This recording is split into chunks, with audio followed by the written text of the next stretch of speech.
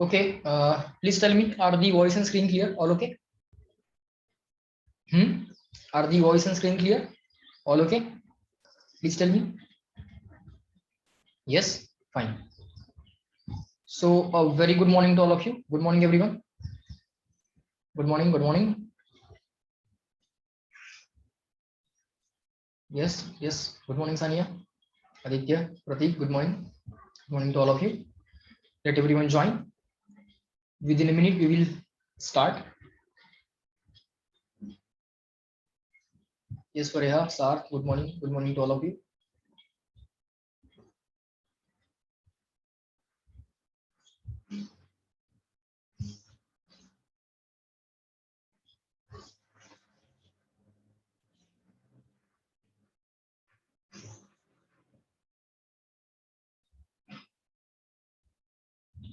Fine.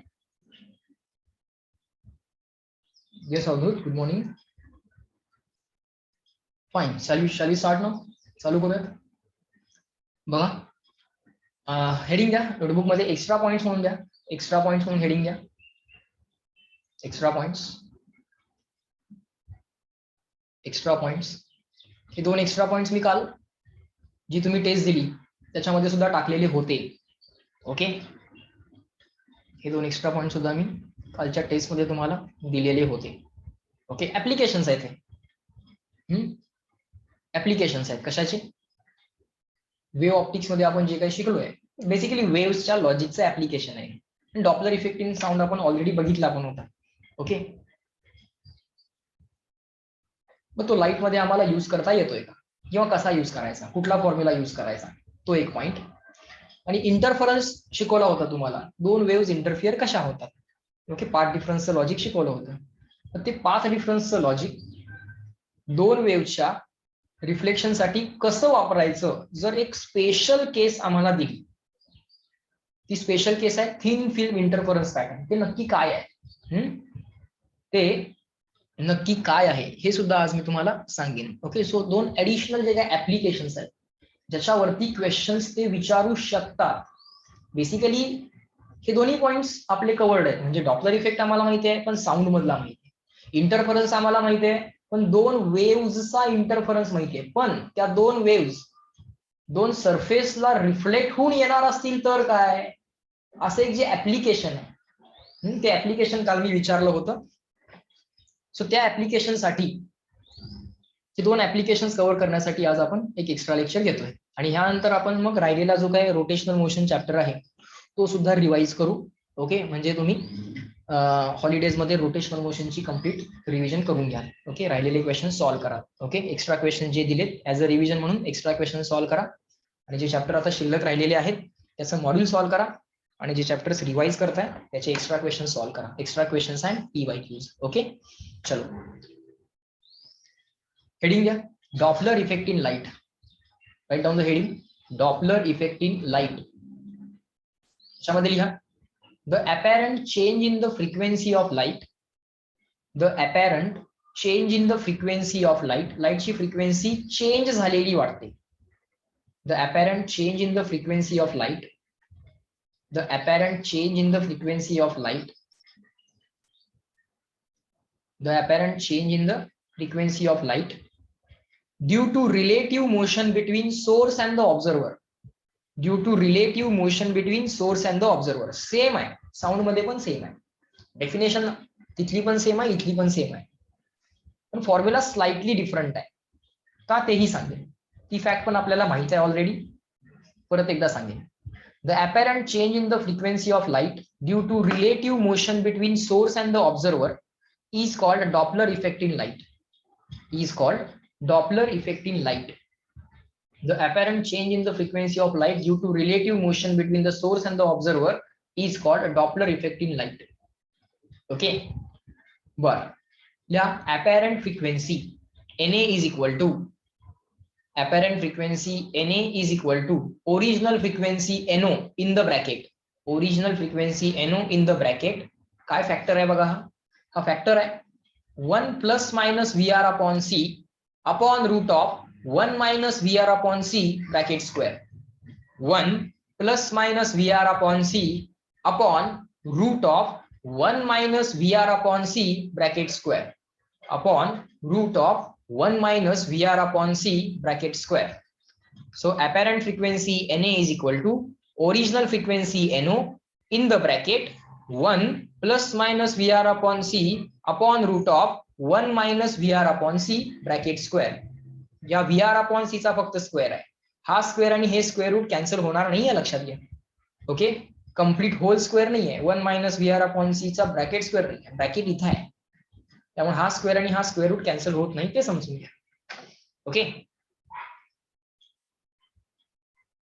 VR म्हणजे काय ते लिहून घ्या. Na म्हणजे काय, NO म्हणजे काय, VR म्हणजे काय, C म्हणजे काय, हे सगळं लिहून घ्या. Na म्हणजे अपॅरंट फ्रिक्वेन्सी, फायनल फ्रिक्वेन्सी जी ऑब्झर्व झाली आहे. जसं साऊंड मध्ये पण होतं तसं लाईट मध्ये पण होतं Doppler effect. Na is the apparent frequency. No is the original frequency. Na is apparent frequency. No is original frequency किंवा N naught is original frequency. VR relative speed along the line joining the source and observer. बरोबर आहे.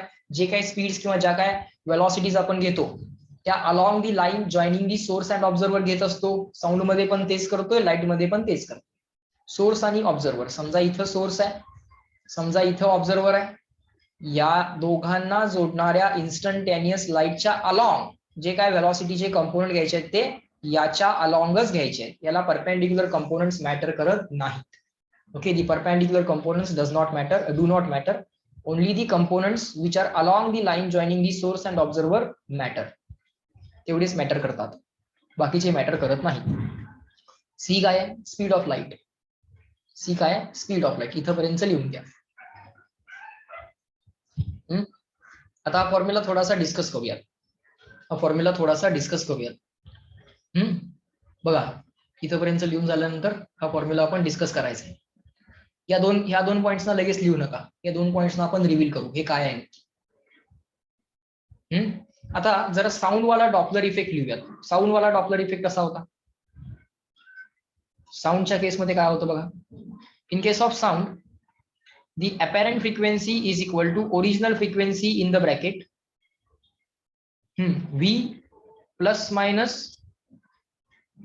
आठवतोय का formula, upon V minus plus V plus minus VO upon V minus plus VS असा formula होता. इथं speed of sound आहे. हा V काय आहे, स्पीड ऑफ साऊंड. हा V काय आहे, स्पीड ऑफ साऊंड. V म्हणजे स्पीड ऑफ साऊंड, VO म्हणजे स्पीड ऑफ ऑब्झर्वर, VS म्हणजे speed of source. Okay, so इथं स्पीड ऑफ साऊंड आपण सेपरेट लिहिलाय, स्पीड ऑफ ऑब्झर्वर सेपरेट लिहिलाय, स्पीड ऑफ सोर्स सेपरेट लिहिलाय. इथं मॅटर करतंय ऑब्झर्वर मूव्ह व्हायला लागलाय की सोर्स मूव्ह व्हायला लागलाय. साऊंडच्या डॉपलर इफेक्ट मध्ये मॅटर करतंय ऑब्झर्वर मूव्ह होतोय की सोर्स मूव्ह होतोय. It matters whether the observer is moving or the source is moving साऊंडच्या डॉपलर इफेक्ट मध्ये. पण लाईटच्या डॉपलर इफेक्ट मध्ये सोर्स मूव्ह होतोय की ऑब्झर्वर मूव्ह होतोय मॅटर करत नाही. That doesn't matter. In case of Doppler effect in light whether the source is moving or the observer is moving doesn't matter. Why? The reason is very simple. अगदी simple reason आहे आणि ते reason जे आहे ते आलंय आइन्स्टाईनच्या postulate वरनं, थेअरी ऑफ रिलेटिव्हिटी मधनं. ओके, आइन्स्टाईन काय म्हणतोय, आइन्स्टाईन म्हणतोय for all observers in all frame of references the speed of light is same. बघा, समजा इथे एक ऑब्झर्वर आहे. किती सिंपल आहे बघा, हे समजून घ्यायचा प्रयत्न करा. समजा इथे एक ऑब्झर्वर आहे, इथे एक ऑब्झर्वर आहे. आता हा ऑब्झर्वर काय म्हणतो, let me draw it like this. समजा इथे एक ऑब्झर्वर आहे. या ऑब्झर्वरच्या हातात एक लेझर आहे आणि त्या लेझर मधून एक लाईट बीम बाहेर पडते. सो या ऑब्झर्वरला आपण विचारलं what is the speed of light that you are observing. तो म्हणणार 3 × 10⁸. तो काय म्हणणार 3 × 10⁸ म्हणणार. आपण म्हटलं ठीक आहे. आता समजा हा ऑब्झर्वर एका ट्रेन मध्ये आहे. हा ऑब्झर्वर कुठे आहे, एका ट्रेन मध्ये आहे आणि ही ट्रेन पुढे चालली आहे with a speed of 60 let's say metre per second. Fast speed आहे, एका सेकंड मध्ये 60 मीटर जायला लागली. ठीक आहे. हा ऑब्झर्वर ट्रेनमध्ये, त्याच्या हातात लेझर आहे आणि ह्या ऑब्झर्वरला विचारलं आपण की what is the speed of light, त्यानं सांगितलं 3 × 10⁸. आता एक ऑब्झर्वर या ट्रेनच्या बाहेर आहे, प्लॅटफॉर्मवर आहे. ऑब्झर्वर एक बाहेर आहे, ट्रेनच्या प्लॅटफॉर्मवर आहे आणि त्याला विचारलं what is the speed of this observer, ह्या ऑब्झर्वरचा स्पीड किती आहे किंवा ट्रेनचा स्पीड किती आहे. हा सांगेल 60 मीटर पर सेकंड.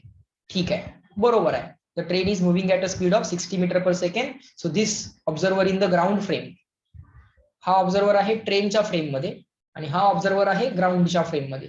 हा ऑब्झर्वर काय म्हणेल, the train is moving at a speed of 60 metre per second. So this observer is also moving at a speed of 60 metre per second. आता या ऑब्झर्वरला जर बाळांनो तुम्ही या स्पीड ऑफ लाईट, हा स्पीड ऑफ लाईट किती आहे असं जर विचारलं, if you ask this observer what is the speed of light, what is speed of this light, हा ऑब्झर्वर आपल्याला असं वाटतं, आता तुम्ही पण असं म्हणाल,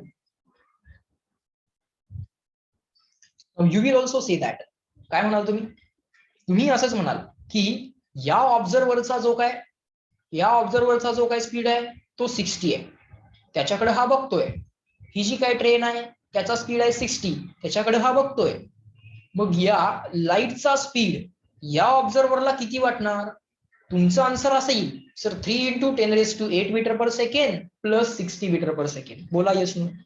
असं वाटलं की नाही तुम्हाला की या लाईटचा स्पीड हा 3 × 10⁸ प्लस 60 असा यायला पाहिजे. दिस is our natural expectation.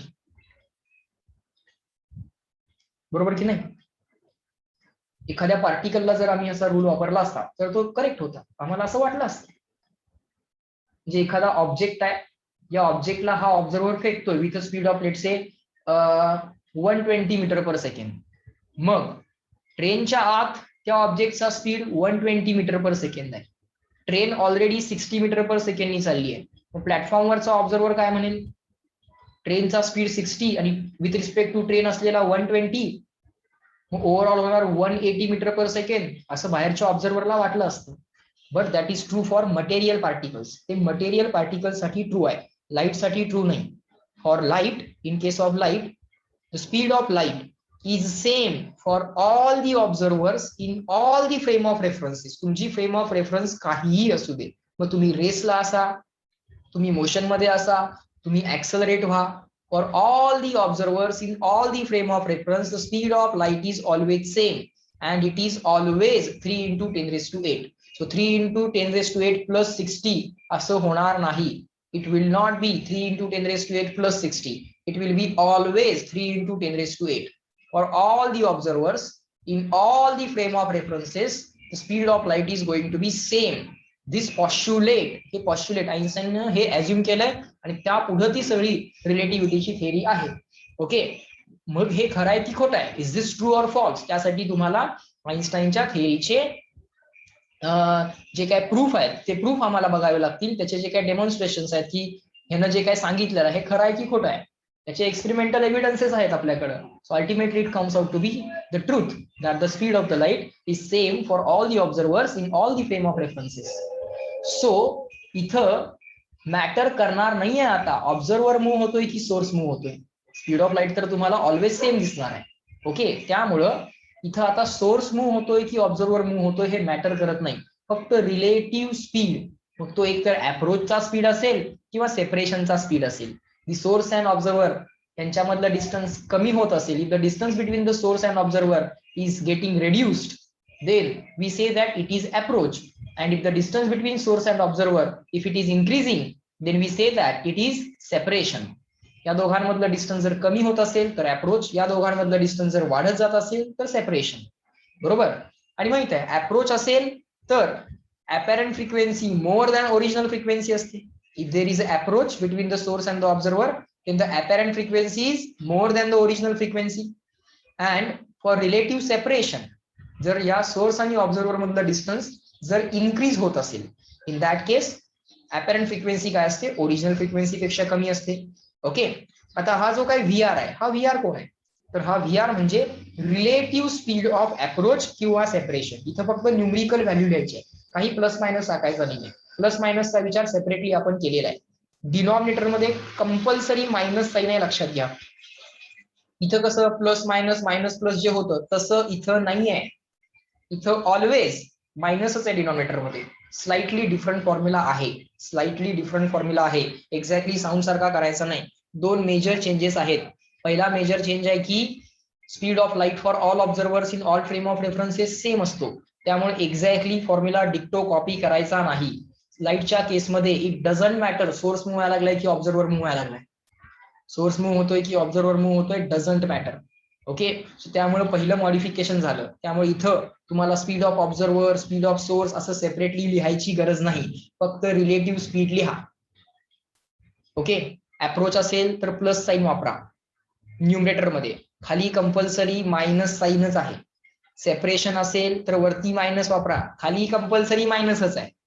Approach असू दे नाहीतर डिपार्चर असू दे, अप्रोच असू दे नाहीतर सेपरेशन असू दे, डिनॉमिनेटर मध्ये ऑलवेजच मायनस. न्यूमरेटर मध्ये अप्रोच असेल तर प्लस, डिनॉमिनेटर मध्ये मायनस. ओके, व्ही आर काय आहे? Relative speed.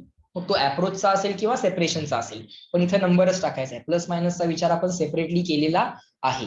Okay, so if there is relative approach the apparent frequency will be more than the original frequency. तुम्हाला ओरिजिनल फ्रिक्वेन्सी पेक्षा apparent frequency जास्त दिसेल जर अप्रोच असेल तर. साऊंड मध्ये पण तेच व्हायचं. And if there is relative separation, जर रिलेटिव्ह सेपरेशन असेल तर for the relative separation apparent frequency will be less than the original frequency. Okay, आता याच्या पुढचं याच्या पुढचं लिहायला सुरुवात करा. हा पॉईंट लिहून घ्या. For relative approach apparent frequency more than original, for relative separation apparent frequency less than original. आणि त्यानंतर हा एक पॉईंट आहे तोही लिहून घ्या. जो काय रिलेटिव्ह स्पीड ऑफ अप्रोच किंवा सेपरेशन असतो तो किती असणार आहे? Let's say 1000 metre per second, एवढा जास्त आहे. अरे पण 3 × 10⁸ पेक्षा तो निग्लिजिबलच आहे ना. कुठलेही दोन ऑब्जेक्ट्स, सोर्स आणि ऑब्झर्वर. सोर्स हा एक मटेरियल ऑब्जेक्ट आहे, ऑब्झर्वर हा एक मटेरियल ऑब्जेक्ट आहे. किती असणार आहे त्यांचा स्पीड ऑफ अप्रोच किंवा separation? 50 metre per second, 500 metre per second, 1000 metre per second, 2000 metre per second, 1 kilometre per second, 2 kilometre per second. अरे पण हे सगळे स्पीड्स निग्लिजिबल आहेत compared with the speed of light. हे सगळे जे काही स्पीड आहेत हे निग्लिजिबल आहेत compared with the speed of light. त्यामुळे व्ही आर अपॉन सी याची व्हॅल्यू निग्लिजिबलच येते. व्हेरी व्हेरी लेस दॅन 1 येते. त्याला तुम्ही निग्लेक्ट करू शकता. बरोबर, 2000 metre per second this is negligible. 2 kilometre per second, 5 kilometre per second this is negligible compared with the speed of light. कारण स्पीड ऑफ लाईट 10⁸ च्या पॉवरचा आहे, 3 × 10⁸. So this VR upon C is going to be a very very very very small value. So VR upon C हा negligible आहे. त्यामुळे 1 minus VR upon C bracket square हा negligible आहे. VR upon C negligible आहे, त्याचा square अजून negligible झाला. So 1 minus negligible value will be equal to 1. त्यामुळे हा जो काय डिनॉमिनेटर आहे तो ऑल प्रॅक्टिकल पर्पजेस साठी हा डिनॉमिनेटर आपण 1च घ्यायचा. For all calculation purposes we will take this denominator to be equal to 1. मग √1 आलं 1. मग हा स्क्वेअर रूट तुम्हाला कॅल्क्युलेट करत बसायची गरज नाही. कॅल्क्युलेशन सोपं झालं. याचं आन्सर तुम्ही अप्रॉक्सिमेटली लिहायचं आहे 1. Square root of 1 is again 1. So now the apparent frequency is equal to original in the bracket 1 plus minus VR upon C. Now the apparent frequency is equal to original frequency in the bracket 1 plus minus VR upon C. This is going to be the answer. So हा formula तुम्हाला question साठी use करायचा आहे. Up to this reply in the chat box clear and written. इथपर्यंत लिहून झालं का बघा. डिनॉमिनेटर तुम्ही 1च टाकायचं. Just put the denominator as 1.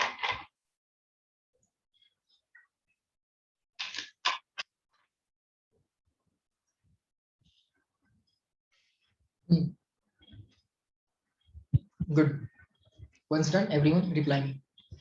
लिहून झालं की सांगा. कॅल्क्युलेशन जरा सोपं झालं. 1 plus minus VR upon C. Relative speed त्यांनी दिलेला असतो. एखादा ऑब्जेक्ट सोर्सला किती स्पीडने अप्रोच होतोय की डिपार्ट होतोय किंवा सेपरेट होतोय, इथं नंबरच टाकायचा. प्लस मायनसचा विचार आपण सेपरेटली करतो. अप्रोच असेल की प्लस वापरा, सेपरेशन असेल की मायनस वापरा.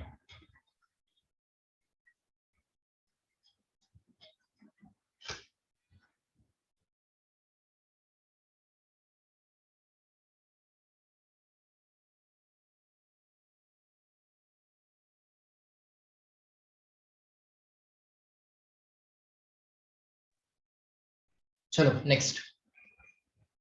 आता हा फॉर्म्युला थोडासा अजून जरा एक्सप्लोर करूयात. लिहा. To solve the questions you can use apparent frequency is equal to original in the bracket 1 plus minus VR upon C. Write down.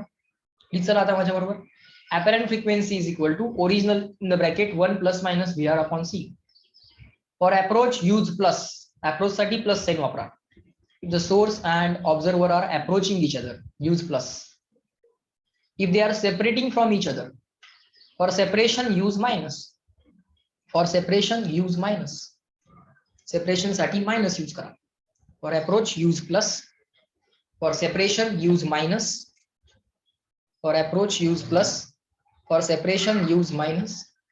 Okay. Convention लिहून झालं, जे डिस्कस केलं होतं ते जस्ट लिहून झालं. आता पुढचा पॉइंट डिस्कस करूयात आणि डिस्कस करता करता लिहून घ्या. Now apparent frequency Na is equal to या NO ओरिजिनल फ्रिक्वेन्सीनं आत मल्टिप्लाय करा. Just multiply the original frequency NO inside the bracket. That will become NO plus minus NO into VR upon C. NO plus minus NO into VR upon C. NO ना आत multiply केलं. Let us take this NO on the left hand side. हा NO left side ला घ्या आणि हा NO divide करायला आणा. So that will become Na minus NO upon NO. So final minus initial upon initial. Final frequency Na minus initial frequency करा divided by initial. So final minus initial upon initial. Final minus initial म्हणजे change आणि initial म्हणजे original. So change upon original म्हणजे relative change. This is going to be the change upon original. Final minus initial upon initial. त्याचं उत्तर येते plus minus VR upon C. त्याचा answer येते plus minus VR upon C. त्याचा answer येते plus minus VR upon C. Okay. इथला जो काही VR आहे, ही फक्त एक न्यूमरिकल व्हॅल्यू आहे. ही काय आहे? ही न्यूमरिकल व्हॅल्यू आहे, नंबर आहे. प्लस की मायनस ते आपण ठरवतोय.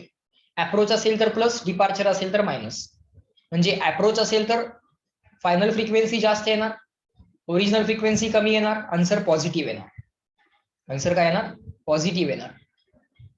अप्रोच साठी प्लस, सेपरेशन साठी मायनस. आणि इथला जो काही VR आहे ही एक न्यूमरिकल व्हॅल्यू आहे. ओके. कुठलंही साइन कन्व्हेन्शन आपण वापरत नाही VR साठी, फक्त तो नंबर आहे. प्लस मायनस आमचा आम्ही ठरवतो. सेपरेशन साठी मायनस. ओके. तेव्हा जर VR जर न्यूमरिकल व्हॅल्यू म्हणून वापरत असाल तर VR साठी साइन कन्व्हेन्शन वापरलं तर आन्सर वेगळं येणार. तर प्लस मायनस म्हणायची गरज नाही. ओके. VR आपण नंबर म्हणून ट्रीट करतोय, त्यामुळे प्लस मायनसचा सेपरेटली विचार करतोय. पण VR साठी साइन कन्व्हेन्शन यूज करणार असाल तर तुम्ही प्लस मायनस सांगायची गरज नाही. साइन कन्व्हेन्शन ना आपोआप आन्सर येऊन जाईल. ओके. त्यामुळे नीट काळजी घ्या. So change in frequency upon original frequency म्हणजे relative change in frequency. Relative change in frequency. So delta N upon N is equal to plus minus VR upon C. Delta N upon N is equal to plus minus VR upon C. आलं? त्यातला VR जो आहे तो numerical value आहे. Plus minus आम्ही विचार करणार आहोत, म्हणजे VR एक नंबर आहे, न्यूमरिकल व्हॅल्यू आहे. Okay. Similarly change in wavelength, similarly relative change in wavelength म्हणा. जसं इथं रिलेटिव्ह चेंज इन फ्रिक्वेन्सी केलं, change in frequency upon original frequency. तसं relative change in wavelength, change in wavelength upon original wavelength. याला तुम्ही delta N upon N म्हटलं तरी चालतंय, काय अडचण नाही. एन नॉटच म्हटलं पाहिजे असते. Delta N upon N. तसं relative change in wavelength delta lambda upon lambda. Delta lambda upon lambda तो सुद्धा VR अपॉन सी. ज्या फॅक्टरनी फ्रिक्वेन्सी चेंज होते त्याच फॅक्टरनी ज्या फॅक्टरनी फ्रिक्वेन्सी चेंज झाली आहे त्याच फॅक्टरनी वेवलेंथ सुद्धा चेंज होणार आहे. Okay. Delta lambda upon lambda is equal to plus minus VR upon C. Delta lambda upon lambda is equal to plus minus VR upon C. Is equal to plus minus VR upon C.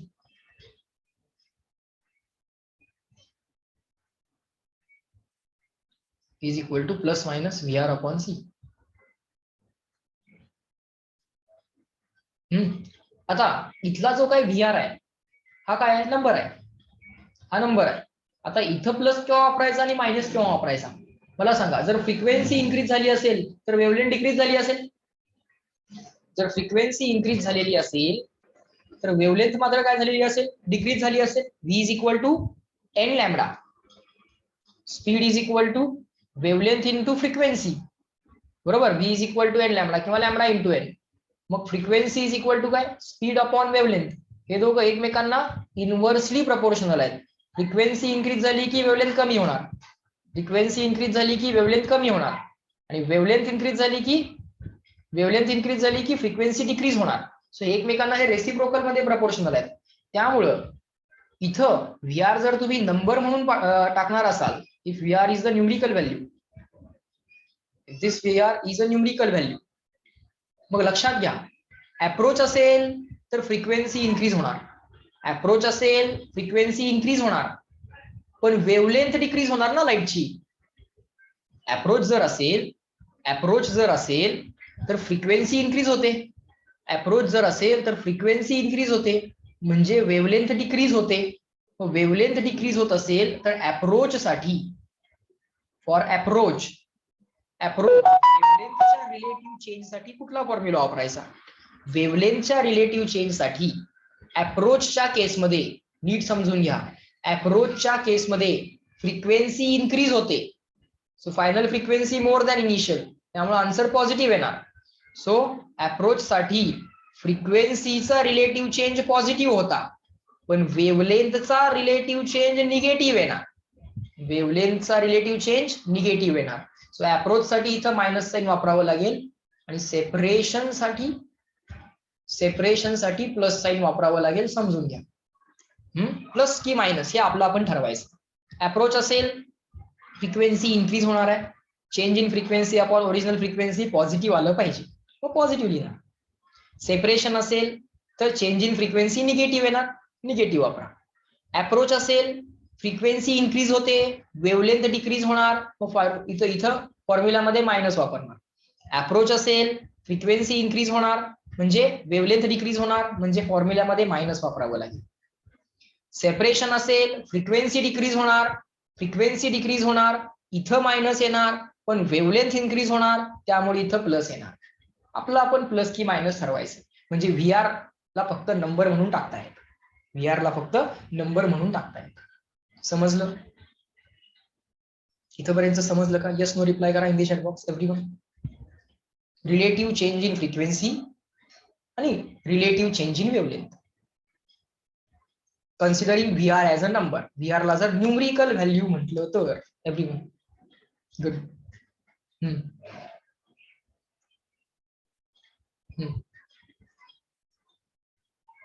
VR ला जर आपण numerical value म्हटलं तर काय करायचं, समजलं.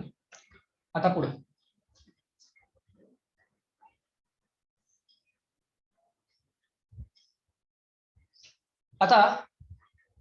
काय म्हटलंय बघा, लिहून घ्या. Note, by using delta N upon N is equal to plus minus VR upon C, VR is just a numerical value.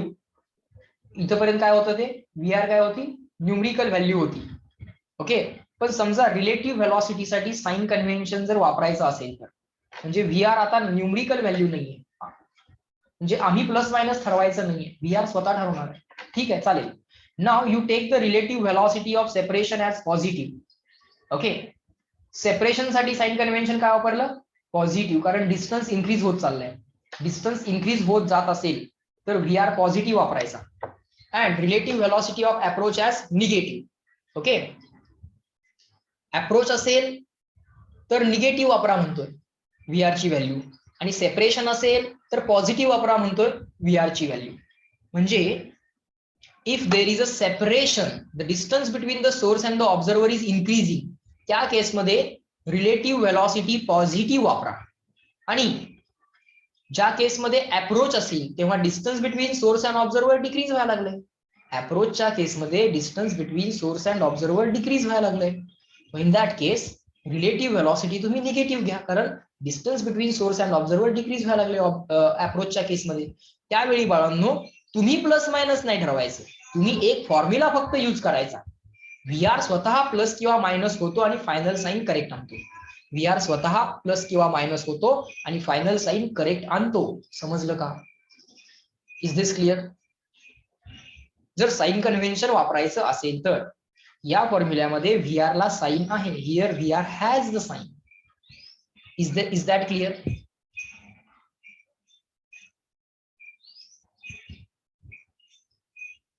Check करा. एक व्हेरिफिकेशन करून बघूया. चला, समजा अप्रोच आहे. अप्रोचच्या केसमध्ये फ्रिक्वेन्सी काय व्हायला पाहिजे? इन्क्रीज व्हायला पाहिजे की डिक्रीज व्हायला पाहिजे? सर, अप्रोचच्या केसमध्ये फ्रिक्वेन्सी इन्क्रीज व्हायला पाहिजे. अप्रोचच्या केसमध्ये फ्रिक्वेन्सी इन्क्रीज म्हणजे डेल्टा एन अपॉन एनचं फायनल आन्सर पॉझिटिव्ह आलं पाहिजे. अप्रोच आहे ना, रिलेटिव्ह अप्रोच असेल तर फ्रिक्वेन्सी इन्क्रीज होते, रिलेटिव्ह सेपरेशन असेल तर फ्रिक्वेन्सी डिक्रीज होते. मागच्या स्लाइडमध्ये बघितलं होतं. अप्रोचच्या केसमध्ये फ्रिक्वेन्सी इन्क्रीज होते, apparent frequency more than original. सेपरेशनच्या केसमध्ये apparent frequency less than the original. So in case of approach apparent frequency is more than original. मग apparent frequency more than original. So for approach final answer should be positive. येते की नाही बघा. समजा approach आहे, delta N upon n positive answer यायला पाहिजे. हा मायनस फॉर्म्युल्यातलाच आहे, पण अप्रोच साठी ही जी काय रिलेटिव्ह व्हेलॉसिटी आहे, अप्रोच साठी रिलेटिव्ह व्हेलॉसिटी काय येणार? निगेटिव्ह येणार, कारण distance between the source and the observer कमी व्हायला लागले. कारण distance between source and observer कमी व्हायला लागलाय, त्यामुळे हा व्हीआर जो येणार तो स्वतः निगेटिव्ह येणार.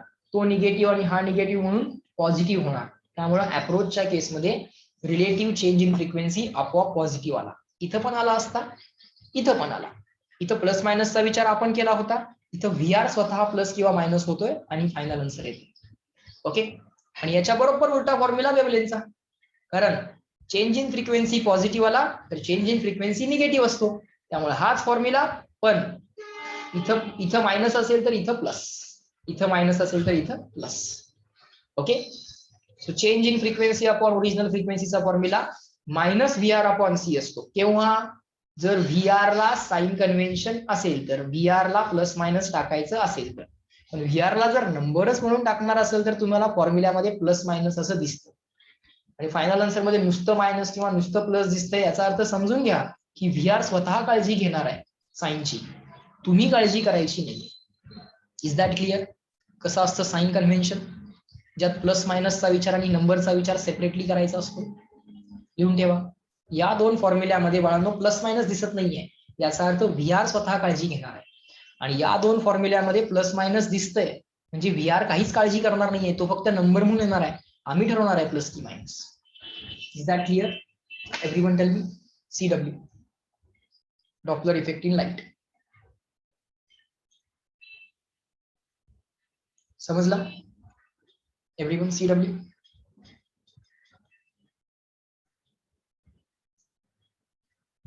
तुम्हाला रिलेटिव्ह स्पीड ऑफ अप्रोच किंवा सेपरेशन दिलेला असतो.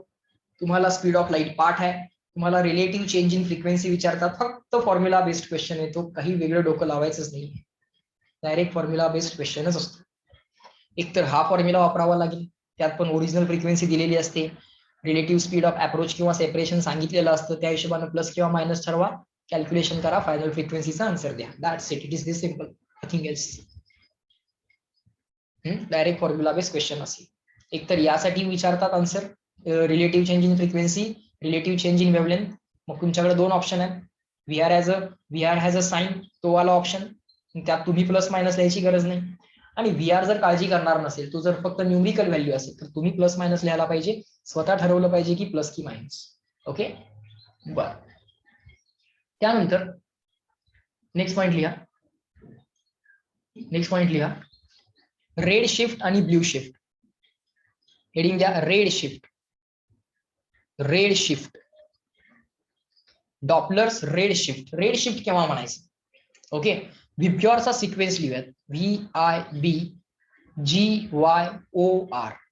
हा आहे इन्क्रीजिंग फ्रिक्वेन्सी मधला सिक्वेन्स. या डायरेक्शन मध्ये, राईटवर्ड डायरेक्शन मध्ये काय होते? Frequency increase.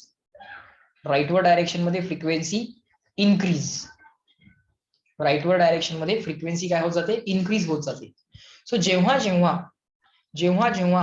रिलेटिव्ह अप्रोच आहे, whenever there is relative approach, for relative approach apparent frequency is more than original frequency. And if the apparent frequency is more than original frequency, म्हणजे frequency increase व्हायला लागली, तर त्या केसमध्ये काय म्हणायचं, frequency increase व्हायला लागलीये, तर इथे एक पॉइंट मार्क करायचा ब्ल्यूला, इथे एक पॉइंट मार्क करायचा रेडला. फ्रिक्वेन्सी इन्क्रीज झालं की ब्ल्यू शिफ्ट म्हणायचं, फ्रिक्वेन्सी इन्क्रीज म्हटलं की ब्ल्यू शिफ्ट म्हणायचं, आणि फ्रिक्वेन्सी डिक्रीज म्हटलं की रेड शिफ्ट म्हणायचं. ओके, सो रिलेटिव्ह अप्रोच साठी फ्रिक्वेन्सी इन्क्रीज होते, ओरिजिनल पेक्षा जास्त फ्रिक्वेन्सी ऑफ लाईट ऑब्झर्व होते. सो या केसमध्ये म्हणायचं फ्रिक्वेन्सी इन्क्रीज झाली म्हणजे ब्ल्यू साईडला तुम्ही शिफ्ट झालात, इन्क्रीजिंग फ्रिक्वेन्सीच्या साईडला तुम्ही शिफ्ट झालात, त्याला म्हणायचं blue shift. It is called as blue shift. So नाव देताना असं द्या, red shift and blue shift असंच नाव द्या, red shift and blue shift असं हेडिंग द्या. त्यानंतर विबग्योरचा सिक्वेन्स असा रिव्हर्स लिहा, इन्क्रीजिंग फ्रिक्वेन्सीची डायरेक्शन दाखवा. राईटवर्ड जर जात असाल, if the frequency is increasing, okay, it is called as blue shift, it is called as blue shift. And if the frequency is decreasing, frequency decrease जर होत असेल केव्हा होणार, रिलेटिव्ह सेपरेशनच्या केसमध्ये. If the source and observer are separating from each other, if the source and observer are separating from each other, then it will be called as relative separation. Then it will be called as relative separation. For relative separation, apparent frequency will be less than original frequency. म्हणजे तुम्ही frequency decrease च्या साईडला shift होत आहे. So that will be called as red shift. That will be called as red shift. That will be called as red shift. Doppler's red shift. Okay. So सरळ definition झाली. If the apparent frequency is more than the original frequency, it is called as Doppler blue shift. If the apparent frequency is more than the original frequency, it is called as Doppler blue shift. And if the apparent frequency is less than the original frequency, if the apparent frequency is less than the original frequency, it is called as red shift. It is called as red shift. Doppler's blue shift and Doppler's red shift. CW. Up to this. Check करा कळालं का? CW.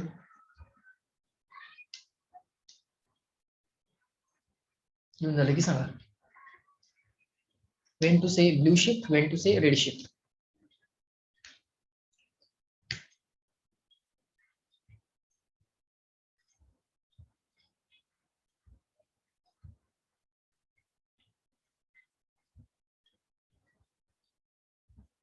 Done? Good.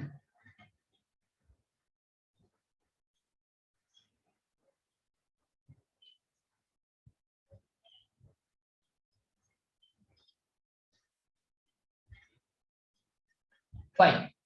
चला Doppler effect in light direct formula based question असेल. Okay, blue shift red shift ओळखता येते आपल्याला. If the frequency is increasing then call it as blue shift. If the frequency of the light decreased then call it as red shift. Okay, next heading द्या thin film interference. Heading द्या thin film interference. एक thin film दाखवा. This is a thin film. Let's say this is made up of oil. Diagram draw करा. एक oil आहे, त्याची thickness आहे T. Okay, एक ऑइल आहे, त्याची थिकनेस आहे T. Thickness of the oil film. In rainy season, you might have observed that when the water falls on the ground, and on that water, if there is oil floating on that water, in that case, you will observe a very thin layer of oil on the surface of the water. इथं समजा air आहे, इथं oil आहे, खाली water आहे. पावसाळ्यात असं होतं बघा, पावसाळ्यात तुम्हाला रस्त्यावरती वेगवेगळे कलर्स दिसतात. का दिसतात? ऍक्च्युली ते वॉटरमुळे दिसत नाहीये, त्या वॉटरवरती एक ऑइलची एक थिन लेअर झालेली आहे तयार. वॉटरवरती ऑइलची एक थिन लेअर तयार होते आणि त्या थिन लेअरमुळे एक इंटरफरन्स पॅटर्न तुम्हाला दिसतो. जे कलर्स कन्स्ट्रक्टिव्हली इंटरफिअर होतात ते तुम्हाला व्हिजिबल असतात, जे डिस्ट्रक्टिव्हली इंटरफिअर होतात ते व्हिजिबल नसतात. त्यामुळे तुम्हाला डिफरंट कलर्स दिसतात. रस्त्यावरती तुम्ही पावसाळ्यात ऑब्झर्व केलं असेल, तुम्हाला कलर्स दिसत आहेत. Okay, on the surface of water if the oil is floating where T is the thickness of the oil or T is the thickness of the thin layer. ठीक आहे, thickness of thin layer. Thin लेअरची ती काय thickness आहे. ठीक आहे, thickness of the thin layer. P is the thickness of the thin layer. Diagram draw करून झाली की सांगा. एक एक्झाम्पल म्हणून वरती इथे एअर दाखवा, खाली ऑइल दाखवा आणि त्याच्या खाली वॉटर दाखवा. एअर, ऑइल आणि वॉटर. ऑइलचा एक थिन लेअर, ऑइलची एक थिन फिल्म तयार व्हायला पाहिजे. त्या थिन फिल्मची थिकनेस आहे लेट से टी. अशी एक नॉर्मल दाखवा. इथं इन्सिडन्स दाखवा, इन्सिडंट रे दाखवा. इथं अँगल ऑफ इन्सिडन्स थीटा दाखवा. एक रे इथं रिफ्लेक्ट झालाय या सरफेसला, टॉप सरफेसला. टॉप सरफेसला एक रे रिफ्लेक्ट झालेला दाखवा. त्यानंतर पुढे रे येणार आणि तो बॉटम सरफेस पासून रिफ्लेक्ट होणार, तो इथं दाखवा. हा बॉटम सरफेस आहे. या लेअरचा, या फिल्मचा हा टॉप सरफेस आहे, हा बॉटम सरफेस आहे. टॉप सरफेसला एक रिफ्लेक्शन मिळालं, बॉटम सरफेसला एक रिफ्लेक्शन मिळालं. हे रिफ्लेक्टेड रेज जे काय आहेत ते या रिजन मध्ये जाऊन इंटरफिअर होणार आहेत, या रिजन मध्ये जाऊन इंटरफिअर होणार आहेत. मे बी ते कन्स्ट्रक्टिव्हली डिस्ट्रक्टिव्हली इंटरफिअर होतील आणि अकॉर्डिंगली ज्या कलर्सचा कन्स्ट्रक्टिव्ह इंटरफरन्स होणार ते कलर्स व्हिजिबल असतील. ज्या कलर्सचा डिस्ट्रक्टिव्ह इंटरफरन्स होणार ते कलर रिमूव्ह केले जातील. ओके, सो समजा ही जर व्हाईट लाईट असेल, समजा ही जर व्हाईट लाईट असेल तर काही कलर्सचा कन्स्ट्रक्टिव्ह इंटरफरन्स झाल्यामुळे ते कलर्स दिसतील. ज्या वेव्हलेंथ साठी कन्स्ट्रक्टिव्ह इंटरफरन्स होईल त्या वेव्हलेंथ विजिबल असतील, ते कलर्स विजिबल असतील. आणि ज्या वेव्हलेंथ साठी डिस्ट्रक्टिव्ह इंटरफरन्स होईल ते कलर्स या रिजन मध्ये तुम्हाला रिमूव्ह झालेले दिसतील. त्यामुळे तुम्हाला इथं व्हाईट लाईट दिसणार नाही, कलर्ड दिसतील. तर तुम्हाला डिफरंट कलर्स दिसतील. Those wavelengths which constructively interfere will be visible, those wavelengths which destructively interfere will be removed. Okay, so white light जेव्हा अशा थिन फिल्म वरती इन्सिडेंट होते तेव्हा तिथं तुम्हाला डिफरंट कलर्स दिसतात. You observe the different colours. And the reason is the thin film interference pattern. And the reason is thin film interference pattern. Diagram draw करून झाली की सांगा. डायग्राम ड्रॉ करून झाली की सांगा.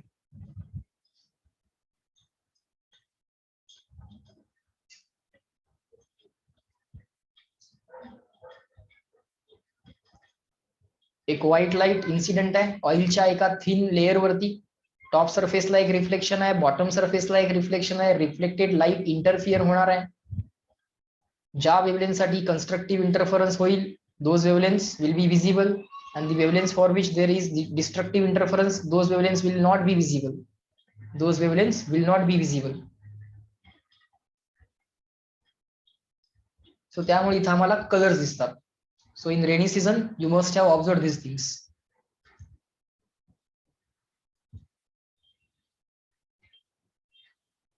अजून एक एक्झाम्पल देतो, थिन फिल्म इंटरफरन्स पॅटर्नचं अजून एक एक्झाम्पल देतो. मला सांगा, तुम्ही वॉटर बबल्स बघितलेले आहेत?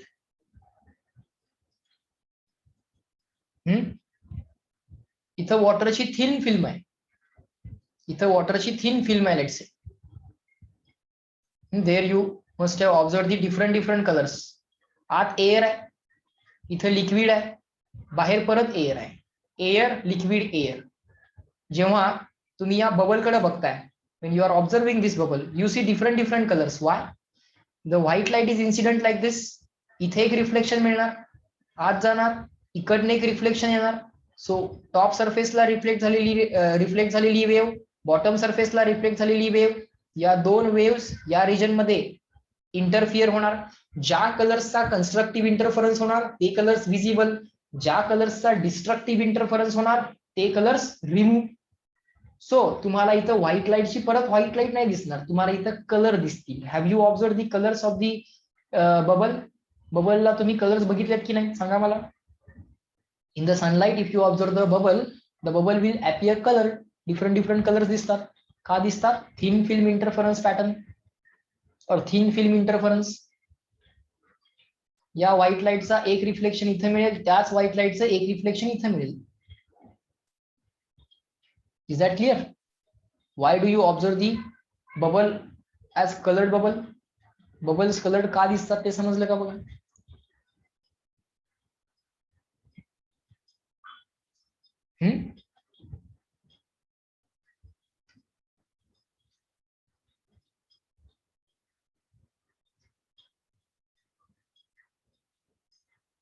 डन, लिहून झालंय? ही डायग्राम फक्त काढून झाली की सांगा. आता हे माझ्या बरोबर लिहा तुम्ही. आता write down this along with me. Basic condition एवढीच आहे, या दोन रिफ्लेक्टेड, बघा या दोन रिफ्लेक्टेड वेव्हचा इंटरफरन्स होणार आहे. जर या दोन रिफ्लेक्टेड वेव्हचा कन्स्ट्रक्टिव्ह इंटरफरन्स झाला तर म्हणायचं स्ट्रॉंग रिफ्लेक्शन. या दोन वेव्हचा कन्स्ट्रक्टिव्ह इंटरफरन्स झाला, हा soap bubble, soap bubble Aditya, soap बबलच. ओके, सोप बबल कलर दिसतो ना तुम्हाला. एअर, लिक्विड एअर असं असतं ना, बाहेर एअर आहे, परत लिक्विड आहे, परत एअर आहे. Such kind of soap bubble you observe as a colour. White light incident आहे तर व्हाईट दिसत नाही तो. काही कलर्स कन्स्ट्रक्टिव्हली इंटरफिअर, काही कलर्स डिस्ट्रक्टिव्हली इंटरफिअर. त्यामुळं some colours will be visible, others will be removed. Now in this region the interference of the reflected wave, first reflected wave and the second reflected wave. First reflected wave मिळणार top सरफेसला, bottom reflected wave मिळणार bottom सरफेसला. Okay, इथे या thin फिल्मच्या, ही thin film आहे, ही thin film आहे, let's से ऑइलची किंवा कुठल्याही एका मटेरियलची. इथं वॉटरची थिन फिल्म होती, आत एअर होतं, बाहेर एअर होतं. इथं ऑइलची थिन फिल्म आहे, वरती एअर आहे, खाली वॉटर आहे. टॉप सरफेसला एक रिफ्लेक्शन ऑफ लाईट मिळालं, बॉटम सरफेसला एक रिफ्लेक्शन ऑफ लाईट मिळालं. इथं इंटरफरन्स झोन किंवा इंटरफरन्स रिजन क्रिएट झाला. आता जर दोन रिफ्लेक्टेड वेव्स जर कन्स्ट्रक्टिव्हली इंटरफिअर झाल्या तर म्हणायचं स्ट्रॉंग रिफ्लेक्शन. ज्या कलर्सचा कन्स्ट्रक्टिव्ह इंटरफरन्स झाला त्याला म्हणायचं स्ट्रॉंग रिफ्लेक्शन. त्या वेव्हलेंथना म्हणायचं दी स्ट्रॉंग रिफ्लेक्शन वेव्हलेंथ, किंवा the wavelength for which the strong reflection occurs. ज्या ज्या वेव्हलेंथसाठी कन्स्ट्रक्टिव्ह इंटरफरन्स होतो त्या वेव्हलेंथसाठी स्ट्रॉंग रिफ्लेक्शन म्हणायचं, अदर वेव्हलेंथसाठी वीक रिफ्लेक्शन. ओके, बर, बेसिक लॉजिक एवढंच आहे. First wavelength and second wavelength यांच्यामधला ऑप्टिकल पाथ डिफरन्स जो काय असेल, यांच्यामधला ऑप्टिकल पाथ डिफरन्स जो काय असेल, तो ऑप्टिकल पाथ डिफरन्स काय असला पाहिजे, इव्हन मल्टिपल ऑफ λ/2 असला पाहिजे. ओके, जो काय पाथ डिफरन्स आहे कॅल्क्युलेट करा पहिल्यांदा पाथ डिफरन्स, आणि तो पाथ डिफरन्स जर इव्हन मल्टिपल ऑफ λ/2 असेल तर कन्स्ट्रक्टिव्ह इंटरफरन्स, आणि तोच पाथ डिफरन्स, तोच ऑप्टिकल पाथ डिफरन्स जर ऑड मल्टिपल ऑफ λ/2 असेल तर डिस्ट्रक्टिव्ह इंटरफरन्स. ओके, सो लिहा path difference between the first and the second wave. Delta P is equal to, त्याचा जो काय फॉर्म्युला आहे तो असा आहे, 2μt cos θ प्लस λ/2 कंडिशनल. लिहून घ्या, फॉर्म्युला डिराईव्ह करत बसणार नाही आहोत आपण. ओके, कॅल्क्युलेट करता येतो, डिराईव्ह पण करता येतो, इझी आहे. या वेव्हनं ट्रॅव्हल केलेला पाथ, या वेव्हनं ट्रॅव्हल केलेला पाथ आणि यांच्यामधला पाथ डिफरन्स. आता सरळ सरळ दिसतंय, ही जी काय सेकंड वेव्ह आहे, ही जी काय सेकंड वेव्ह आहे तिथे किती एक्स्ट्रा पाथ ट्रॅव्हल केलाय. या पॉइंट पासून या पॉइंटला, या पॉइंट पासून या वेव्ह वरती समजा आम्ही जर एक परपेंडिक्युलर टाकला तर याच्या पुढचा पाथ, या वेव्हनं आणि या वेव्हनं ट्रॅव्हल केलेला या पॉइंट पासूनचा पुढचा पाथ हे तर सेम आहेत. पहिल्या वेव्हनं हा पाथ ट्रॅव्हल केलाय, दुसऱ्या वेव्हनं इथं पासून इथंपर्यंत आणि इथनं इथंपर्यंत. सो पहिल्या वेव्हचा हा पाथ आणि दुसऱ्या वेव्हचा हा पाथ, या दोन पाथना बाय जॉमेट्री तुम्ही कॅल्क्युलेट करायचं असतं आणि मग तो जॉमेट्रिक पाथ डिफरन्स लिहायचा असतो. तो जो पाथ डिफरन्स येतो तो एवढा येतो, 2μt cos θ, where θ is the angle of incidence, where θ is the angle of incidence. 2μt cos θ, यात पण म्यू काय आहे चेक करा. यातला म्यू जो आहे तो refractive index of second medium with respect to first medium आहे. यातला हा जो काय म्यू आहे तो काय आहे, refractive index of second medium with respect to first medium आहे. So 2μt cos θ. What is T? T is the thickness of the layer. What is T? T is the thickness of the layer. T काय आहे, या लेयरची तो thickness आहे. Okay, thickness of the thin film. 2μt cos θ plus एक λ/2 लिहावा लागतो. हा λ/2 काय येतो तर त्याचं रिझन आहे की रिफ्लेक्शन ऑफ लाईट चालू आहे, त्यामुळे फेज चेंज होऊ शकते. रिफ्लेक्शन फ्रॉम डेन्सर मीडियम झालं तर phase change of pi and path change of λ/2. हे लक्षात घ्या. Whenever there is reflection, denser कडून रिफ्लेक्शन झालं की फेज रिव्हर्स होते. ओके, फेज रिव्हर्स होते रिफ्लेक्टेड लाईटची. So whenever there is reflection from the denser medium, phase change of pi, आणि फेज चेंज ऑफ पायला करस्पॉन्डिंग पाथ चेंज ऑफ λ/2 असतो. हा λ/2 कंडिशनल आहे, पर्टिक्युलर कंडिशनला तो अपियर होऊ शकतो. केव्हा अपियर होणार त्या कंडिशन्स आपण लिहूयात, पण पहिल्यांदा पाथ डिफरन्स तर लिहा. whatever the optical path difference is there between these two waves, that path difference is equal to 2μt cos θ plus λ/2 conditional, plus λ/2 conditional. म्हणजे हा λ/2 कधी अपियर होईल किंवा कधी कधी अपियर होणार नाही या फॉर्म्युल्यामध्ये. ओके, पुढे लिहा. We know that there is a phase change of pi and path change of λ/2 if there is a reflection from denser medium. हे सेगमेंट लिहून घ्या. Whenever there is reflection from denser medium, corresponding path change of pi and corresponding phase change of pi and corresponding path change of λ/2 असतो. Okay, त्याच्यावरनं आता आपल्याला conditions derive करायचे आहेत. Okay, bye geometry तर आपण हे इझिली कॅल्क्युलेट करू शकतो. फक्त इथनं एक परपेंडिक्युलर टाकायचा आहे. पुढचा पाथ तर या दोन्ही वेव्हनी सेम ट्रॅव्हल केलाय. मग पहिल्या वेव्हनं केलेला पाथ हा आणि दुसऱ्या वेव्हनं केलेला पाथ हा, या दोघांमधला path difference just by geometry we can figure out. पण तो जो येतो तो लक्षात ठेवायचा आहे. तो ऐनवेळी डिराईव्ह करत बसू नका. 2 mu t cos theta. T is the thickness of the oil. Mu is the refractive index. Mu is the refractive index of oil with respect to air. म्हणजे या सेकंड मीडियमचा refractive index with respect to first, सगळं with respect to first असणार आहे. का? कारण की observation जे घेतले जात आहेत ते पहिल्या मीडियम मध्ये घेतले जातात. Everything will be with respect to the first medium. Everything will be with respect to the first medium because observations are taken in the first medium. So हा जो काही रिफ्रॅक्टिव्ह इंडेक्स असणार आहे सेकंड मीडियमचा, तो with respect to फर्स्टच घ्यायचा. Refractive index of second with respect to first. म्हणताना म्हणायचं 2 mu t cos theta plus λ/2 conditional. Path difference is equal to 2 mu t cos theta plus λ/2 conditional. Okay, आता त्या conditions आपण ठरवूया. Okay, केव्हा λ/2 plus करायचा आणि केव्हा λ/2 प्लस करायचा नाही. ओके, सो इथपर्यंत तुमचं लिहून झालेलं असेल. Let me move to the next slide. Okay, हाच आता आपल्याकडं इंटरफरन्स पॅटर्न आहे.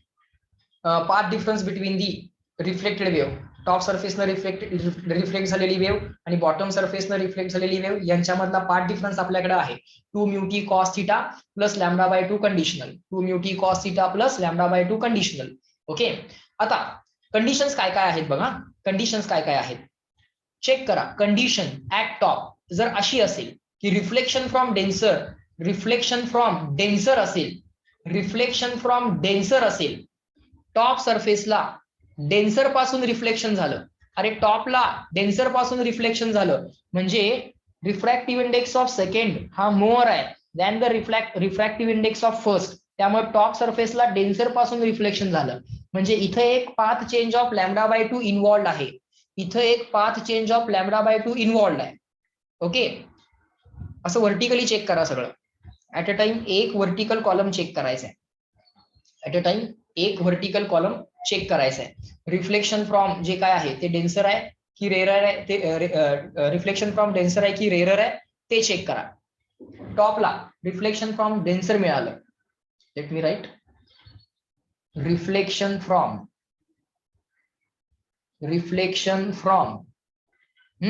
आणि ऍट अ टाइम एक व्हर्टिकल कॉलम चेक करायचा. λ/2 वापरायचा असेल तर येस आन्सर येईल, λ/2 वापरायचं नसेल तर नो आन्सर येईल. टॉपला रिफ्लेक्शन फ्रॉम डेन्सर मिळालं, बॉटमला पण रिफ्लेक्शन फ्रॉम डेन्सर मिळालं. आता टॉपला रिफ्लेक्शन फ्रॉम डेन्सर मिळालं म्हणजे फेज चेंज ऑफ पाय. बॉटमला पण रिफ्लेक्शन फ्रॉम डेन्सर मिळालं म्हणजे refractive index of third medium is less than is more than refractive index of the oil.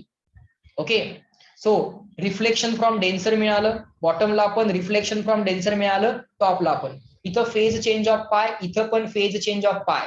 त्यामुळे पाय एकमेकांना कॅन्सल करतील, आन्सर 0 येईल. इथला फेज चेंज पाय, इथला फेज चेंज पाय. ऍड करा नाही तर सबट्रॅक्ट करा. ऍड केलं तर 2π होतंय, परत 2π ऍड करायची गरज नसते कारण 2π म्हणून फिरून तुम्ही तिथंच येता. ओके, त्यामुळे हे पाय एकमेकांना कॅन्सल करतात. त्यामुळं करस्पॉन्डिंग तुम्हाला λ/2 यूज करायची गरज नाही. इथं रिफ्लेक्शन फ्रॉम डेन्सर झालं, इथं पण रिफ्लेक्शन फ्रॉम डेन्सर झालं, इथं फेज चेंज ऑफ पाय, इथं फेज चेंज ऑफ पाय. व फेज डिफरन्स रिफ्लेक्शनला करस्पॉन्डिंग फेज डिफरन्स 0 येतो. इथला पाय एकमेकांना कॅन्सल करतात. त्यामुळं corresponding phase difference due to reflection 0 आहे. त्यामुळं करस्पॉन्डिंग λ/2 लिहायची गरज नाही कारण टॉपला पण रिफ्लेक्शन फ्रॉम डेन्सर मिळतंय, बॉटमला पण रिफ्लेक्शन फ्रॉम डेन्सर मिळतंय. करस्पॉन्डिंग λ/2 यूज करायची गरज नाही. या पायला हा पाय कॅन्सल होतोय. हा पॉइंट क्लिअर झाला का? येस नो सांगा. टॉपला रिफ्लेक्शन फ्रॉम डेन्सर मिळालं म्हणजे μ2 मोर दॅन μ1 असल्यामुळं आणि बॉटमला पण रिफ्लेक्शन फ्रॉम डेन्सर मिळालं μ3 मोर दॅन μ2 असल्यामुळं. तर corresponding phase change of pi आणि फेज चेंज ऑफ पाय एकमेकांना कॅन्सल करतील, त्याला करस्पॉन्डिंग λ/2 लिहायची गरज नाही. Is that clear? हा λ/2 यूज करायचा नाही. यूज ऑफ λ/2 नो या कंडिशनला. Is that clear? Reply me yes no. ही कंडिशन क्लिअर झाली का चेक करा. गुड.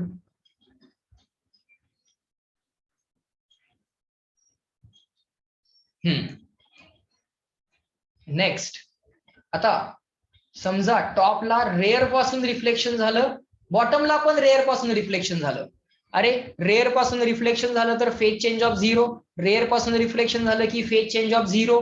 काहीच गरज नाही. 0 - 0 परत 0, 0 ला करस्पॉन्डिंग 0 फेज डिफरन्सला करस्पॉन्डिंग पाथ डिफरन्स 0 फेज चेंजला करस्पॉन्डिंग पाथ चेंज 0. त्यावेळी सुद्धा λ/2 यूज करायची गरज नाही.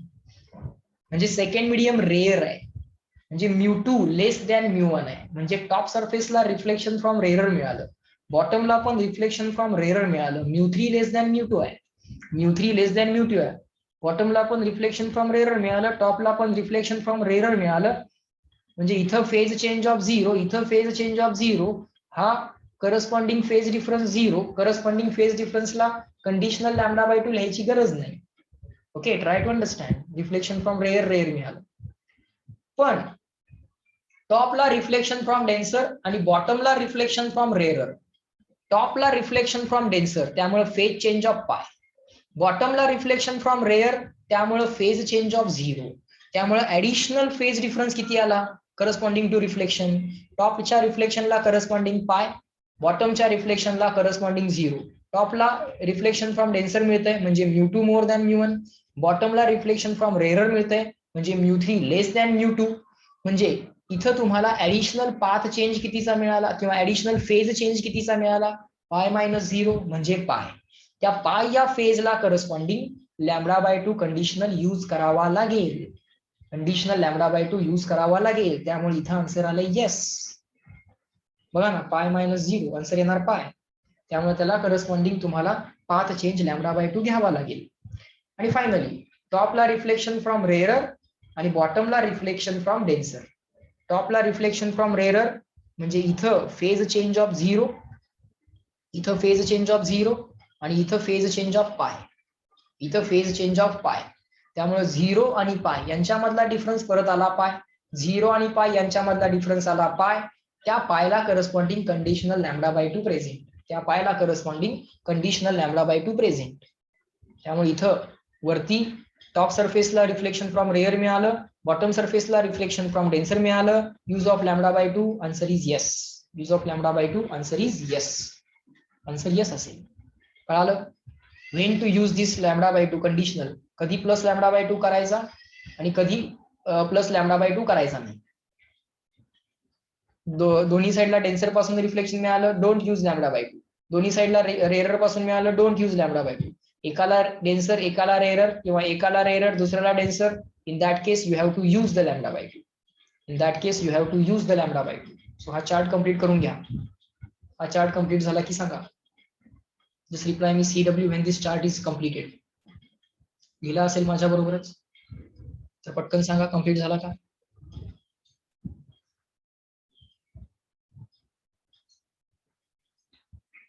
Is this chart written? When to use that conditional λ/2 and when not to use. कधी कधी यूज करायचं आहे ते बघा, कधी यूज करायची गरज नाहीये ते बघा. पार्ट डिफरन्स काय ठरलाय आपला? पार्ट डिफरन्स काय ठरलाय? कन्स्ट्रक्टिव्ह इंटरफरन्स झाला की तो इवन मल्टिपल ऑफ λ/2 टाकायचा, डिस्ट्रक्टिव्ह झाला तर ऑड मल्टिपल ऑफ λ/2 टाकायचा. ओके, लिहा आता पुढे. नाउ फॉर स्ट्रॉंग रिफ्लेक्शन, या दोन रिफ्लेक्टेड वेव्स कन्स्ट्रक्टिव्हली इंटरफिअर झाल्या तर म्हणायचं strong reflection, otherwise weak reflection. For strong reflection that is constructive interference, path difference जो काय यायला पाहिजे, अल्टिमेट पाथ डिफरन्स जो काय यायला पाहिजे, इथं फॉर्म्युला काय का होईना तयार, तो कंडिशनल λ/2 असू दे नाहीतर नसू दे, अल्टिमेटली जो काय पाथ डिफरन्स यायला पाहिजे तो काय यायला पाहिजे, इवन मल्टिपल ऑफ λ/2. लिहा. So for strong reflection, that is for constructive interference, delta p, that is the path difference, is equal to even multiple of lambda by 2. The path difference should be equal to even multiple of lambda by 2. And for destructive interference, path difference is equal to delta p is equal to odd multiple of lambda by 2. And for destructive interference, delta p, that is the path difference, ultimate path difference जो काय येणार, that should be equal to odd multiple of lambda by 2. That should be equal to odd multiple of lambda by 2. Okay, इथपर्यंत लिहून झालं. Strong reflection साठी कंस्ट्रक्टिव्ह interference, path difference is equal to even multiple of lambda by 2. And for destructive interference, weak reflection, delta p, that is the path difference should be ultimate path difference, that should be equal to odd multiple of lambda by 2. Next, लिहा पुढे. Thus for constructive interference, delta p is equal to even multiple of lambda by 2. म्हणजे आपला जो काय path difference होता, काय होता sir, path difference होता 2 mu t cos theta plus lambda by 2 conditional, that should be equal to even multiple of lambda by 2. Correct. मग हा जो काय लॅम्बडा बाय 2 कंडिशनल आहे तो राईट साइडला पाठवा. काय होणार, 2 mu t cos theta is equal to हा even multiple of lambda by 2 as it is, आणि हा कंडिशनल लॅम्बडा बाय 2 राईट साइडला गेला त्यामुळे इथं मायनस झाला. कंडिशनल लॅम्बडा बाय 2 राईट साइडला गेला त्यामुळे इथं जाऊन तो मायनस झाला, इथं जाऊन तो मायनस झाला. ओके, हे सगळे मायनस साइन पाहिजे तर हा, इथलं फक्त पहिल्यांदा ऑब्झर्व करा. आपला पाथ डिफरन्स किती होता, आपला पाथ डिफरन्स होता 2 mu t cos theta plus lambda by 2 conditional, 2 mu t cos theta plus lambda by 2 conditional, that will be equal to, जर even multiple of lambda by 2 असेल तर कंस्ट्रक्टिव्ह interference मिळेल. बरं, हा लॅम्बडा बाय 2 कंडिशनल राईट साइडला गेला की negative झाला. यातनं आता पुढे काय म्हणतायत ते, याच्या पुढे ते असं म्हणतायत की जर नॉर्मल इन्सिडन्स असेल तर, फॉर नॉर्मल इन्सिडन्स, जर इन्सिडंट वेव्ह सरफेसला परपेंडिक्युलर असेल तर, for normal incidence angle of incidence 0 घ्या म्हणतात. इथपर्यंत तर लिहून झालं. For normal incidence angle of incidence 0 घ्या म्हणतायत. मग कॉस 0 ची व्हॅल्यू 1 येणार. हा जो काय कॉस 0 आहे तो 1 येणार. आता नॉर्मल इन्सिडन्स म्हणजे काय, ही जी काय लाईन आहे, अँगल ऑफ इन्सिडन्स कसा असला पाहिजे, 0 असला पाहिजे. याला म्हणतात नॉर्मल इन्सिडन्स. लाईट अशी बरोबर सरफेसला परपेंडिक्युलर इन स्ट्राईक होणार. इथे एक रिफ्लेक्शन मिळणार, दुसरं रिफ्लेक्शन इथं बॉटमला मिळणार. पहिलं रिफ्लेक्शन इथं टॉपला मिळणार, दुसरं रिफ्लेक्शन इथं बॉटमला मिळणार. पण इन्सिडंट लाईट कशी आहे बघा, नॉर्मल आहे, सरफेसला ती परपेंडिक्युलर आहे, आणि नॉर्मल बरोबर त्या लाईटनं अँगल केलाय 0. सो अँगल ऑफ इन्सिडन्स जर 0 असेल तर त्याला म्हणतात normal incidence. Angle of incidence हा जो थीटा आहे तो 0 केव्हा असेल, फॉर नॉर्मल इन्सिडन्स असेल. For normal incidence it is going to be equal to 0. So for normal incidence तुम्ही angle of incidence theta equal to 0 टाका, कॉस थीटा इक्वल टू 1 झाला, कारण कॉस 0 1 असतं. त्यामुळे आन्सर आलं 2 mu t. आन्सर काय आलं, 2 mu t. That will be equal to even multiple of lambda by 2 minus lambda by 2 conditional. Even multiple of lambda by 2 minus lambda by 2 conditional. तो कधी use करायचा आहे lambda by 2 आणि कधी use करायचा नाहीये ते आपल्याला ऑलरेडी माहित आहे. ते आपल्याला ऑलरेडी माहित आहे. जर लॅम्बडा बाय 2 प्रेझेंट आला तर even multiple of lambda by 2 minus lambda by 2. मग लॅम्बडा बाय 2 कॉमन काढा, इवन मायनस 1 ऑड होणार. जर लॅम्बडा बाय 2 प्रेझेंट राहिला, जर लॅम्बडा बाय 2 प्रेझेंट राहिला तर लॅम्बडा बाय 2 कॉमन येणार, इवन मायनस 1 ऑड होणार. याचा answer odd multiple of lambda by 2 च्या वेळी कंस्ट्रक्टिव्ह इंटरफरन्स मिळेल. त्या केसमध्ये समजा लॅम्बडा बाय 2 शिल्लक राहिला नाही, कंडिशन अशी आली की लॅम्बडा बाय 2 फॉर्म्युल्यामध्ये राहिला नाही, तर त्या केसमध्ये 2 mu t is equal to even multiple of lambda by 2 एवढंच आन्सर असेल. इवन मायनस 1 होणार नाही, ते लॅम्बडा बाय 2 कॉमन काढायची गरज नाही जर शिल्लकच राहिला नाही तर. Okay, similarly for destructive interference, destructive interference साठी अल्टिमेट पाथ डिफरन्स काय पाहिजे, odd multiple of lambda by 2. Sir ultimate path difference should be odd multiple of lambda by 2. हा जो आहे तो आपला अल्टिमेट पाथ डिफरन्स आहे. This ultimate path difference should be odd multiple of lambda by 2. हा ultimate path difference काय पाहिजे, odd multiple of lambda by 2 पाहिजे. ओके, ठीक आहे. मग हा जो काय कंडिशनल लॅम्बडा बाय 2 आहे तो राईट साइडला पाठवा. कंडिशनल लॅम्बडा बाय 2 राईट साइडला गेल्यानंतर हा प्लसचा काय झाला, मायनस झाला. ओके, आणि आता आम्हाला डिस्ट्रक्टिव्ह इंटरफरन्स पाहिजे आहे, वीक रिफ्लेक्शन पाहिजे आहे. So ultimate path difference should be odd multiple of lambda by 2. Part डिफरन्सचा फॉर्म्युला आहे आमचा 2 mu t cos theta plus lambda by 2 conditional. हा लॅम्बडा बाय 2 कंडिशनल राईट साइडला गेला, निगेटिव्ह झाला. 2 mu t cos theta is equal to हा odd multiple of lambda by 2 as it is, हा conditional lambda by 2 right साइडला जाऊन negative. आता जर नॉर्मल इन्सिडन्स असेल तर थिटा इक्वल टू 0 म्हणणार, अँगल ऑफ इन्सिडन्स 0 घेणार. For normal incidence angle of incidence is equal to 0, म्हणजे theta equal to 0, cos theta equal to 1, cos theta equal to 1 लिहायची गरज नाही. 2 म्यू टी ची व्हॅल्यू काय आहे ना, या 2 म्यू टी ची व्हॅल्यू, या 2 म्यू टी ची व्हॅल्यू हा odd multiple of lambda by 2 as it is आणि हा minus lambda by 2 conditional as it is. Okay. जर समजा कंडिशन अशी झाली की लॅम्बडा बाय 2 प्रेझेंट आला, लॅम्बडा बाय 2 प्रेझेंट आला तर लॅम्बडा बाय 2 कॉमन काढा, ब्रॅकेट मध्ये येणार ऑड -1. अरे ऑड -1 म्हणजे इव्हन, ऑड +1 किंवा ऑड -1 म्हणजे इव्हन नंबर मिळतो. जर लॅम्बडा बाय 2 प्रेझेंट आला, लॅम्बडा बाय 2 प्रेझेंट आला तर ऑड -1 इव्हन असं होणार ते. लॅम्बडा बाय 2 तुम्ही कॉमन काढून बघितलं आणि लॅम्बडा बाय 2 जर इथं प्रेझेंट राहिला, कंडिशन अशी झाली की लॅम्बडा बाय 2 प्रेझेंट आला तर ऑड कॉमन काढा, ऑड -1 इव्हन होणार. सो त्या केसमध्ये 2 म्यू टी ची value even multiple of lambda by 2, त्यावेळी डिस्ट्रक्टिव्ह इंटरफरन्स मिळणार. पण हे तर बेसिक क्लिअरच आहे की total path difference, ultimate path difference odd multiple of lambda by 2 असल्याशिवाय काय डिस्ट्रक्टिव्ह इंटरफरन्स मिळणार. हे किती आहे ते मॅटर करत नाही, हे काढता येतं ऍज पर द रिक्वायरमेंट. हे किती आहे ते काढता येतं. हे 2 म्यू टी कॉस थिटाचं answer as per the requirement किती आहे ते काढता येतं. ते ऑड असेल किंवा इव्हन असेल ते मॅटर नंतर करणार आहे. पहिल्यांदा मॅटर काय करणार आहे, ultimate path difference, total path difference. तो काय पाहिजे, odd multiple of lambda by 2 पाहिजे, तर डिस्ट्रक्टिव्ह इंटरफरन्स मिळणार, तर डिस्ट्रक्टिव्ह इंटरफरन्स मिळणार, अदरवाईज नाही. इथं final answer may be odd multiple of lambda by 2 येईल किंवा फायनल आन्सर याचं may be even multiple of lambda by 2 येईल, depending upon the presence or absence of this lambda by 2.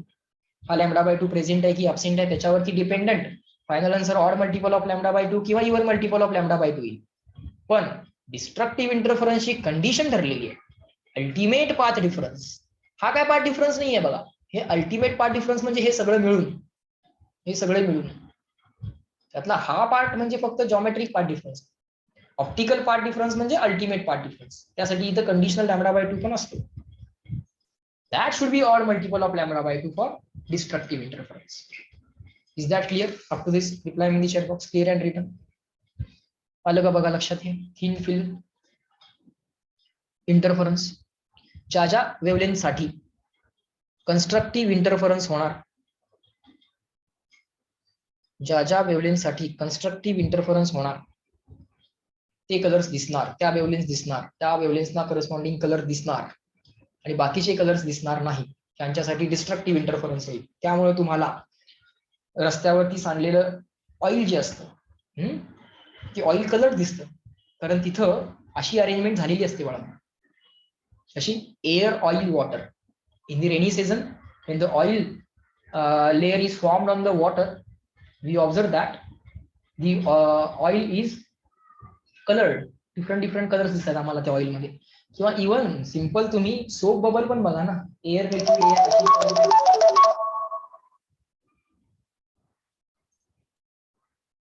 even if you observe the soap bubble, even if you observe the soap bubble, air liquid ची thin film आहे इथं बाळांनो. So in that case you will observe that the soap bubble is being colored. Okay. आणि जेव्हा बाळांनो ते angle of incidence वगैरे देत नाहीत, अँगल ऑफ इन्सिडन्स वगैरे जनरली देत नाहीत, तुम्ही अज्युम करायचं normal incidence theta equal to 0 टाकायचा, cos 0 equal to 1, theta equal to 0 टाकून कॉस थिटा इक्वल टू 1 टाकायचं.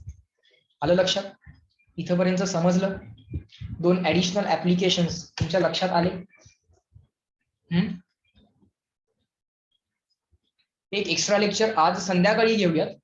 ओके, आज संध्याकाळी एक एक्स्ट्रा लेक्चर घेऊन रोटेशनल मोशनचा जो काय रिव्हिजनचा पार्ट आहे त्याचं लेक्चर घेऊयात. Will that be fine? चालेल. त्याच्या आधी तुम्ही रोटेशनल मोशनचं राहिलेलं सगळं रीड करून घ्या. त्याच्या आधी वळांनो रोटेशनल मोशनचं सगळं रीड करून घ्या. एक एक्स्ट्रा लेक्चर घेऊ 1 तासभराचं, around 1 hour, and the remaining part of rotational motion we will discuss. Then you will be free to solve the examples of rotational motion as well. आपलं ठरलं होतं की संडे नाईट पर्यंत तुम्ही वेव ऑप्टिक्सचं जेवढं काही solving आहे ते कम्प्लीट करणार होतात. अजून पण काय राहिला असेल तर आज रात्रीपर्यंत तुमच्याकडे वेळ आहे, आणि मंडे मॉर्निंग पासून तुम्ही रोटेशनल मोशनची रिव्हिजन चालू करणार आहात. रोटेशनल मोशनचे क्वेश्चन सॉल्व्ह करायला सुरुवात करणार आहात. ओके. आणि एक्स्ट्रा क्वेश्चनचं सॉल्व्हिंग करा. मॉड्यूलचं सॉल्व्हिंग तुम्ही ऑलरेडी केलेलं असेल तर एक्स्ट्रा क्वेश्चनचं सॉल्व्हिंग करायला तुम्ही सुरुवात करणार आहात. राहिलेला लास्ट पार्ट आपण एक ऍडिशनल एक्स्ट्रा लेक्चर घेऊया. किती वाजता घेऊयात जरा टायमिंग सांगा, तुमचा कन्व्हिनियन्स. माझा कन्व्हिनियन्स पण सांगेन.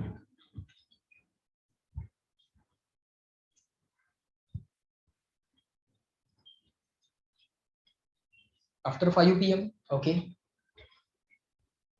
चालेल. After 5 PM we will conduct the lecture at 6 PM. Okay, 6 to 7 चालेल, काही अडचण नाही. 6 to 7, 6 to 7 ठीक है. Okay, fine fine. चलो bye bye everyone. Let me end the lecture at this point. Start completing your homeworks and tasks. Okay, चलो bye bye everyone. Let me end the lecture. Have a good day. चलो bye. After bio lecture लगेच नको Prateek. Take a break, have a lunch and then at 6 PM. Okay, एक तासाचा असेल, संध्याकाळी करूया. Okay, तोपर्यंत मध्ये मधला टाइम युटिलाइज करा अभ्यासासाठी. ओके,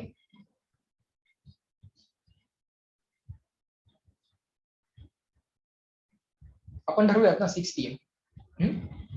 ओके, चलो बाय.